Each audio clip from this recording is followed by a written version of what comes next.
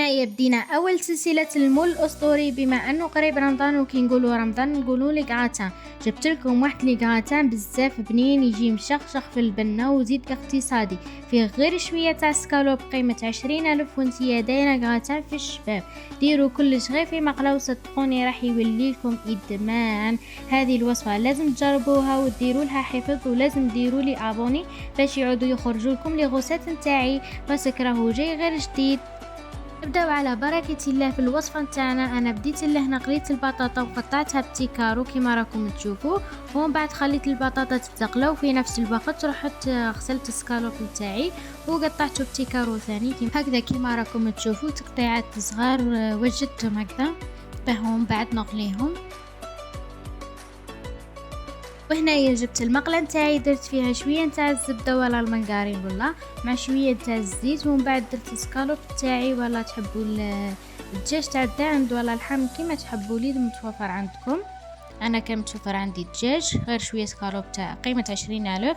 وهنايا درت له شويه الملح وتخليه يطيب مليح مليح. وبعد ما تقلى لي الدجاج نتاعي بيان زدت عليه حبه تاع البصل كبيره مقطعه بتيكارو كيما راكم تشوفوا، وثلاثه فصوص نتاع الثوم. بعد خلوهم يتقلاو مع بعضهم بيا كيما راكم تشوفوا حتى تذبل هذاك البصل، وزيدوا عليها مغرفه كبيره نتاع الموتزاريلا خليتها في شويه نتاع الماء وخلطوهم هكا كيما راكم تشوفوا بيان.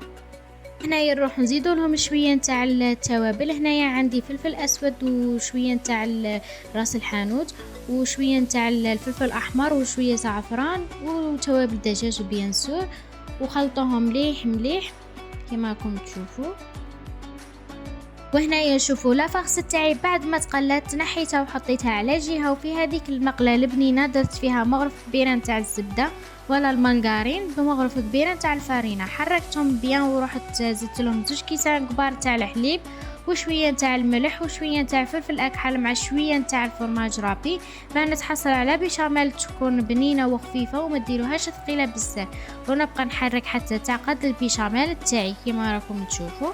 بعد ما تعقد البيشاميل تاعي نروح نحط فيها هذيك لافاغس والبطاطا المقليه تاعي، نحرك الكل مع بعض ونجيب المول تاعي الاسطوري ولا اي مول يدخل للفرن. حطوا فيه الخليط تاعكم، وقبل ما تحطوه ديروا فيه شويه نتاع الزيت ولا الزبده باه ما يلصق لكمش، ورابي عليها شويه نتاع الفرماج رابي من فوق، ودخلوها طيب واحد الخمس دقائق من تحت، وشعلوا عليها من فوق باه تقراتي لكم يذوب لكم هذاك الفرماج.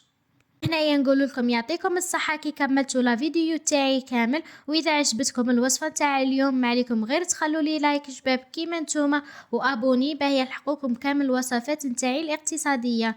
وشوفوا كيفاه جات تسخف تشهيتكم في الجنة البنات. باي.